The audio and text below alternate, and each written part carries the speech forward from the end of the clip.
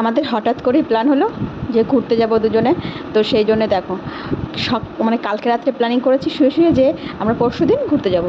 কোনো কেনাকাটা না, কোনো শপিং না, কিচ্ছু না, যা আছে সেটা নিয়েই বেরিয়ে যাব। তো এই যে সারাদিন তো টুকটাক এটা ওটা কাজ করেছি, আমার একটা কাজ ছিল সেই কাজটা কমপ্লিট করেছি আজকে সারাদিনে। তারপরে এই যে রাত্রেবেলায় এখন জামাকাপড় নিয়ে বসেছি।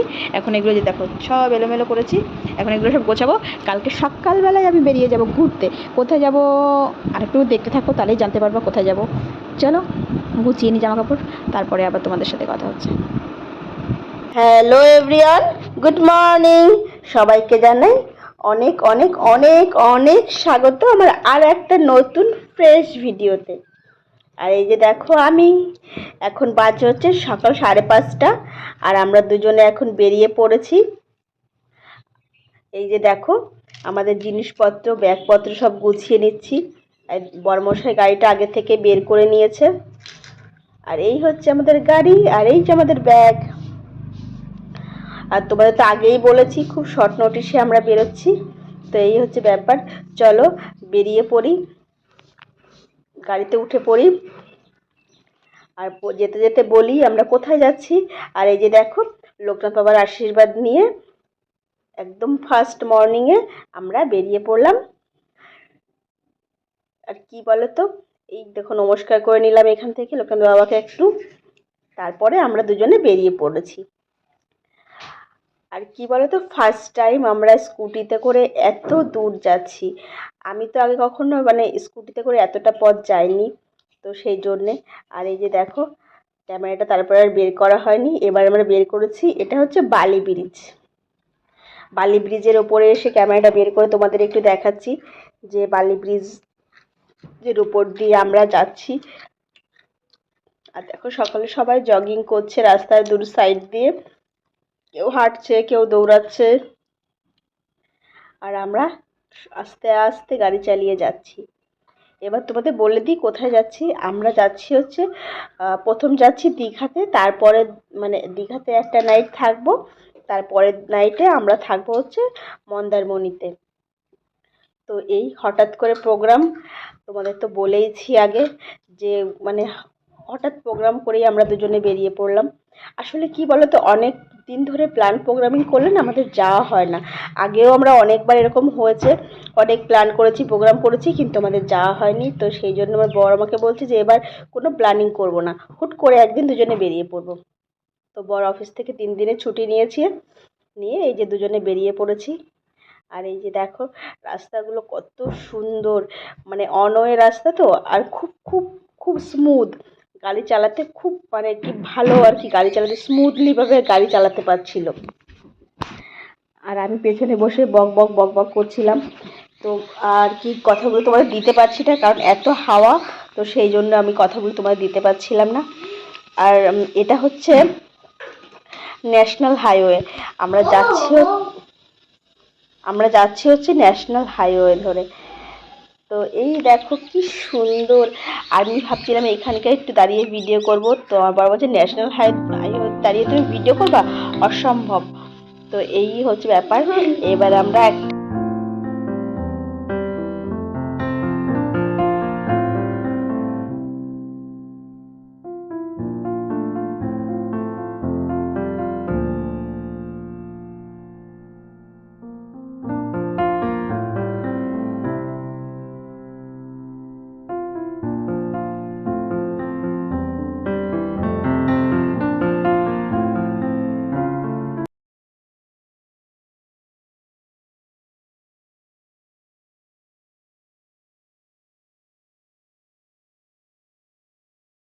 এই যে দেখো বন্ধুরা আমরা আস্তে আস্তে চলে আসলাম।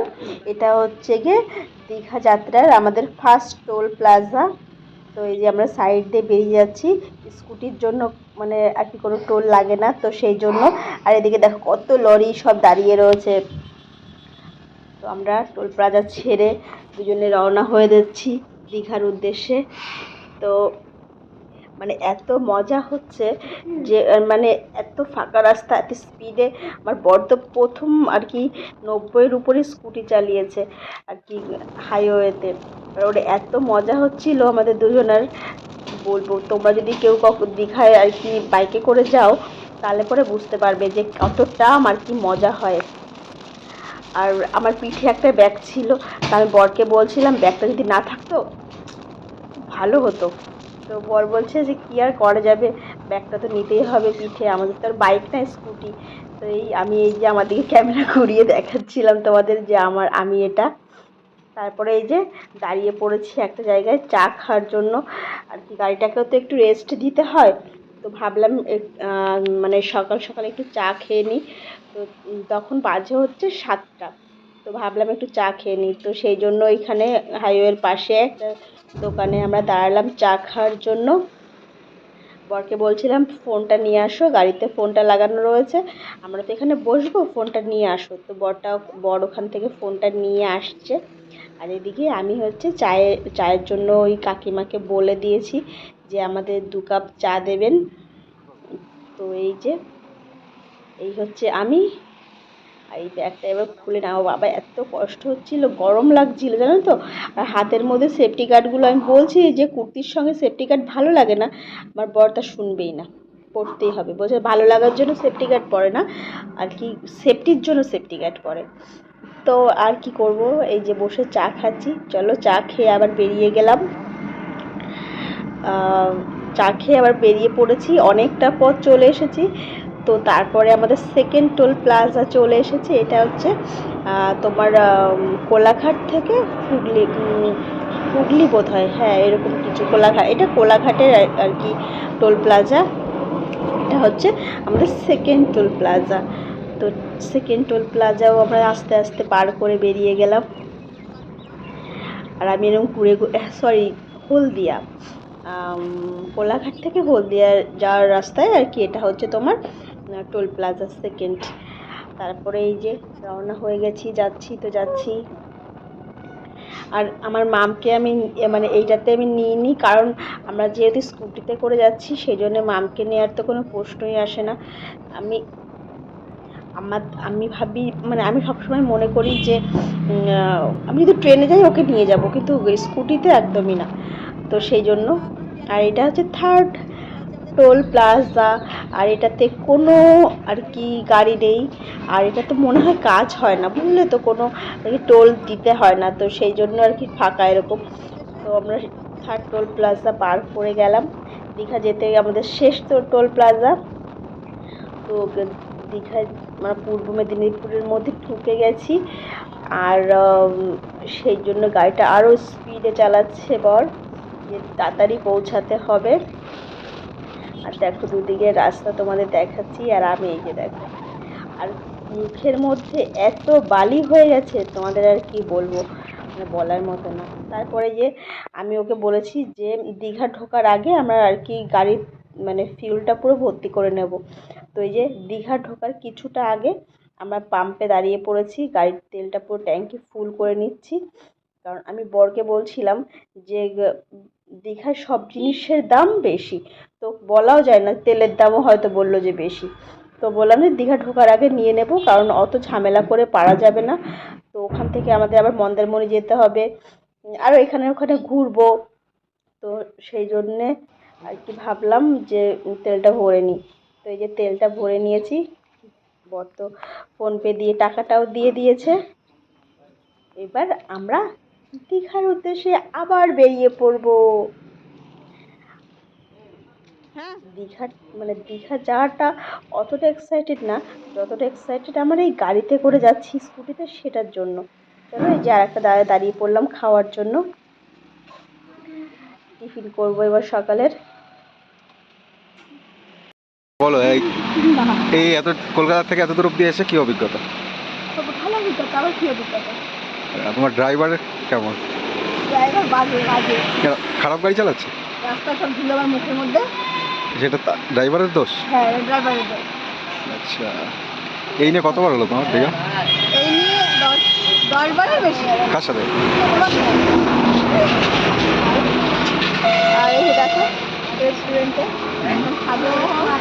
আমাদের এখন খাবার রেডি হচ্ছে, খাবারে আছে ঘুগনি মুড়ি আর ডিম টোস্ট, আসলেই দেখাবো।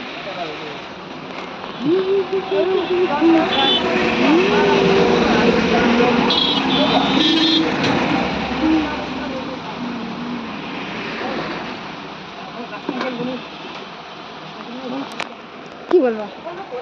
বলো কেমন লাগে গরমে? আমার তো ভালোই লাগে, ওয়েদার তো ভালো, যথেষ্ট গরম কম এই দেখুন দিনে।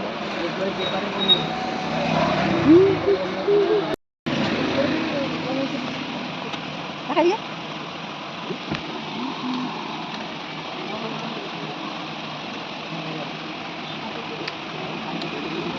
না দেখি ভিডিও করবো। এখানে কি একটু দেখে আসি। আমরা এখানে দাঁড়িয়েছি, ভাবলাম এখানে দূর থেকে কি বোঝা যাচ্ছে না, তো সেই জন্য আমি এবার নেমে দেখতে যাচ্ছি এখানে সমুদ্র আছে না কি আছে। ও এখানে সব মাছ চাষ করে, দেখো কত মাছ চাষ করে এখানে। কাকামশাই এদিকে কি সমুদ্র এদিকে আছে? আছে মানে ওইটার পরে মনে হয় সমুদ্র না?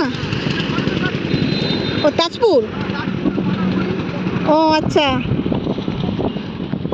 তো চলো, এটার পরে হচ্ছে তাজপুর, মন্দারমণি ওই সাইডটায়। তো আমরা আগে দীঘা যাচ্ছি, কালকে যাব মন্দারমণি। দেখো বর্মশাই দৌড়ে দৌড়ে আসছে দেখার জন্য। হ্যাঁ ওই দিকে আছে মন্দারমণি তাজপুর, তাই বললো না। ধরো আরো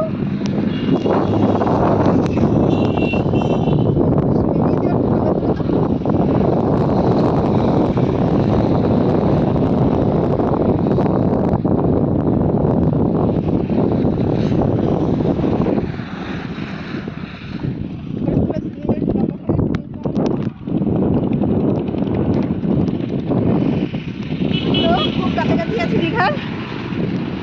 তার আগে আমরা একটু নেমে রেস্ট নিয়ে নিচ্ছি। আর এখানে দেখতে এলাম যে এখানে কি হচ্ছে। তো এখানে দেখো এত মাছ চাষ করা হয়। লবণ তুলছে, লবণ তুলছে, লবণ তুলছে, লবণ তৈরি হচ্ছে। ওই তো দাদিমারা দেখতে পাচ্ছি না লবণ। গাইস এখানে হচ্ছে লবণ তৈরি হচ্ছে। আমি ভাবলাম মাছের ভেরি বোধ হয়, কিন্তু না না না, আমি পরে আর কি বুঝতে পারলাম যে এখানে লবণ চাষ হচ্ছে। চলো তোমার দেখাই। ওই দেখো লবণ ফুট করে রেখেছে ওখানে, ওই দেখো, দেখেছো? আর এই যে ওনারা এরকম করে করে আর কি লবণগুলো তুলছে।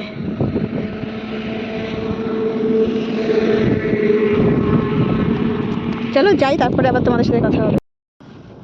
এই যে দেখো চলে এসেছি দীঘা গেট। ওই যে দেখো দেখতে পাচ্ছ, দূর থেকে আমরা দেখতে পাচ্ছি দীঘা গেটটা। আর আমার বড় আমাকে হাত এরম করে আর কি আঙুল দিয়ে দেখাচ্ছে, ওই দেখ দীঘা গেট। আর কি বলো তো বন্ধুরা, আমরা যখন ট্রেনে আসি তখন তো দীঘা গেটটা দেখতে পাই না। আর হচ্ছে কি তোমার যদি বাসেও আসি তো দেখতে পেলেও আর কি নামার কোনো অপশান থাকে না।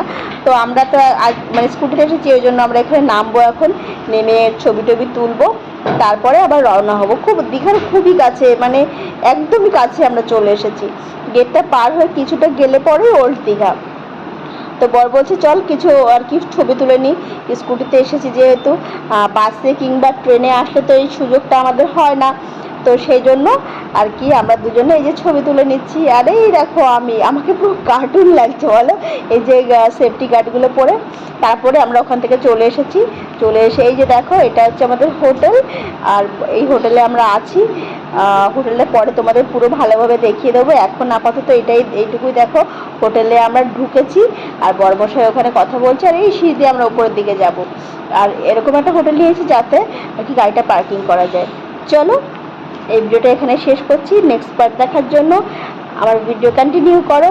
চলো টাটা বাই বাই, সবাই ভালো থেকো, সুস্থ থেকো, আর সবাইকে অনেক অনেক অনেক ভালো রেখো। চলো বাই।